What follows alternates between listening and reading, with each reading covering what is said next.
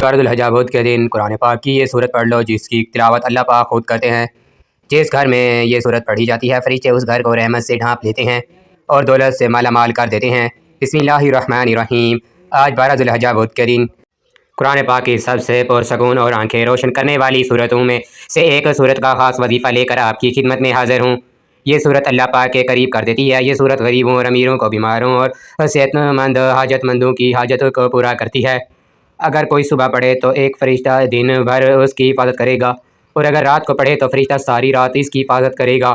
یہ خاندان کے اندرونی امن کو برقرار رکھنے اور کسی بھی قسم کے تنازعات کو دور رکھنے میں مدد کرتی ہے۔ یہ صورت مال اور ملازمت کے لیے خاص۔ اگر کوئی اپنی کامیابی یا کامیاب ہونا چاہتا ہے تو اس صورت کو روزانہ ایک مرتبہ لازمی پڑھے۔ یہ قرآن پاک کی وہ صورت ہے جس کی تلاوت جنت میں اللہ رب العزت خود فرماتے ہیں۔ یہ صورت الرحمن ہے اور رحمان اللہ کے خوبصورت ناموں میں سے ہے، جس کا مطلب رحم کرنے والا۔ یہ صورت جو بھی پڑھتا ہے اس پر رحم کیا جاتا ہے۔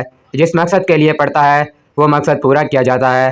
زندگیوں کی سختیوں سے اسے نجات ملتی ہے۔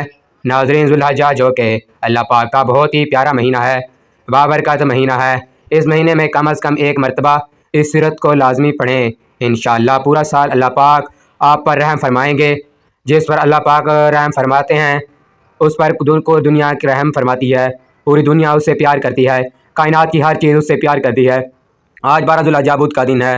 اس مہینے کا ہر دن ہی بہت زیادہ فضیلت اور عظمت والا ہے، لیکن اگر ان دنوں میں آپ اللہ تعالیٰ کے بابرکت ناموں اور قرآن مجید کی طاقتور صورتوں کے وظائف پڑھتے ہیں تو اس دن کی اہمیت اور بھی زیادہ ہو جاتی ہے۔ اور اگر آپ اللہ پاک پر کامل یقین اور بھروسہ رکھتے ہیں، یہ وظیفہ کرتے ہیں، تو اللہ پاک کی تمام پریشانیوں دور کرے گا اور آپ کے رزق میں اضافہ کر دے گا، کیونکہ اللہ تعالیٰ ہر چیز پر قدرت رکھتا ہے۔ وہ سارے جہانوں کا مالک ہے اور اس کے قبضے میں قدرت میں سارے جہانوں کی بادشاہت ہے۔ اس کے لیے ہمیں اللہ سے مکمل یقین اور بھروسے کے ساتھ مانگنا چاہیے کہ صرف آپ کی ذات ہی ہے جس نے ہمیں نوازا ہے۔ اللہ نے ایک ہی مثال بیان فرمائی ہے کہ ایک بستی تھی جو امن و اطمینان کے ساتھ رہتے تھے۔ اس کا رزق ہر جگہ سے فراوانی کے ساتھ آ جاتا تھا۔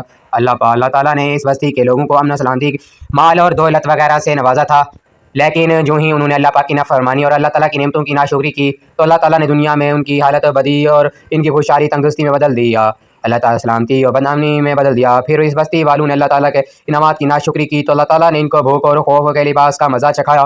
اس آیت کریمہ میں بیان کیا گیا ہے کہ اللہ تعالیٰ نے ان کو اس قدر سخت بھوک اور ڈر میں مبتلا کر دیا گیا گویا کہ ڈر اور بھوک ان کے کپڑے بنے جس نے ان کو سر سے پیروں تک ڈھانپ لیا۔ اس سے معلوم ہوا کہ اللہ تعالیٰ کی نعمتوں سے لطف اندوز ہونے کا طریقہ اور ان نعمتوں کا زوال سے محفوظ کرنے کا ذریعہ یہ ہے کہ ہم ہمارا وقت اللہ تعالیٰ کی عطا فرما برداری کریں اور اللہ تعالیٰ کی ناشکریوں کا ادا کر اللہ تعالیٰ شکر ادا کر۔ حضرت انس رضی اللہ تعالیٰ عنہ فرماتے ہیں کہ رسول صلی اللہ علیہ وسلم نے ارشاد فرمایا، جس شخص میں 3 خصلتیں ہوں گی وہ ایمان کی مٹھاس کو ضرور پالے گا۔ وہ 3 خصلتیں یہ ہیں کہ نمبر 1 اللہ تعالیٰ اور اس کا رسول صلی اللہ علیہ وسلم سے اسے باقی تمام چیزوں سے زیادہ محبوب ہوگا۔ نمبر 2 جس شخص سے بھی اسے محبت ہو وہ محض اللہ تعالیٰ کی وجہ سے ہو۔ نمبر 3 کفر سے نجات پانے کے بعد دوبارہ حالت کفر میں لوٹنے کو اس طرح ناپسند کرتا ہو جیسے آگ میں پھینکے جانے کو ناپسند کرتا ہے۔ وقت کی نزاکت کو مد نظر رکھتے ہوئے آج کے اس عمل کی طرف چلتے ہیں، لیکن اس سے پہلے اگر آپ اس چینل پر نئے ہیں اور آپ نے ابھی تک اس چینل کو سبسکرائب نہیں کیا تو خدا را اس چینل کو سبسکرائب کر لے، کیونکہ ایسے بہت سے وظائف، بہت سے اعمال آپ کے حوالے ڈیلی بیسس پر کرتا رہوں گا۔ اب عمل کیا ہے۔ آج 12 ذی الحجہ بدھ کے دن جب جہاں جیسے وقت مل جائے باوضو مصلی پر بیٹھ کر آپ نے سب سے پہلے نبی کریم صلی اللہ علیہ وسلم کی ذات اقدس پر درود پاک پڑھنا ہے۔ درود پاک آپ کوئی سا بھی پڑھ سکتے ہیں، صلی اللہ علیہ وسلم پڑھ سکتے ہیں، صلی اللہ علیہ وسلم پڑھ سکتے ہیں، پڑھ لیں، اور یا درود ابراہیمی پڑھ لیں جو ہم نماز میں پڑھتے ہیں۔ جو درود پاک آپ کو یاد ہو وہ پڑھ لیں، لیکن درود ابراہیمی کی فضیلت سب سے زیادہ ہے۔ درود ابراہیمی ثواب کی نیت سے ایک بار میرے ساتھ بھی پڑھ لیں۔ بسم اللہ الرحمن الرحیم۔ اللہم صلی علی محمد وعلی آل محمد کما صلیت علی ابراہیم وعلی آل ابراہیم انک حمید مجید۔ اللہم بارک علی محمد وعلی آل محمد کما بارکت علی ابراہیم وعلی آل ابراہیم انک حمید مجید۔ درود پاک پڑھنے کے بعد آپ نے اپنے جائز مقصد، جائز حاجات کو نیت کرنی ہے۔ آپ بے روزگار ہیں، روزگار کے لیے پڑھ لیں، اولاد نرینہ چاہتے ہیں تو اس کی نیت کر لیں، آپ کی اولاد نافرمان ہے، آپ کہاں نہیں مانتی، اس کے لیے پڑھ لیں، آپ کرائے کے مکان میں رہتے ہیں، آپ کی اپنی ذاتی گھر خریدنا چاہتے ہیں تو اس کی نیت کر لیں، میاں بیوی محبت کی کمی ہے تو تڑپنے والی محبت چاہتے ہیں تو اس کی نیت کر لیں، نافرمان شوہر کے لیے پڑھ لیں، اگر آپ کو لگتا ہے کہ آپ کی کوئی حاجت ہے جو پوری ہوئی نہیں ہو نہیں سکتی، اس حاجت کی نیت کر لیں، جو بھی آپ کا مقصد ہے، جو بھی آپ کی حاجت ہے، اس کی نیت کرتے ہیں، ساتھ ہی فوری طور پر آپ نے ایک بار اعوذ باللہ من الشیطان الرجیم بسم اللہ الرحمن الرحیم پڑھ کر وظیفے کا آغاز کرنا ہے، اور سب سے پہلے نمبر پر آپ نے جو وظیفہ پڑھنا ہے وہ وظیفہ اللہ تعالیٰ کے ناموں میں وہ نام یا رحمان یا رحیم یا کریم ہے۔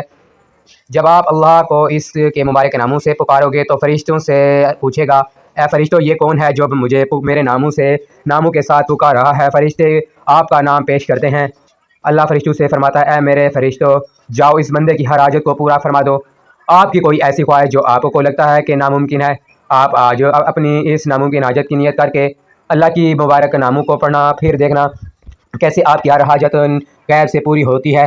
یہ مبارک نام آپ نے کیسے پڑھنے ہیں، کتنی بار پڑھنے ہیں، توجہ کیجیے گا، یا رحمان یا رحیم یا کریم ایک بار ہو گیا، یا رحمان یا رحیم یا کریم دو بار ہو گیا، یا رحمان یا رحیم یا کریم تین بار ہو گیا۔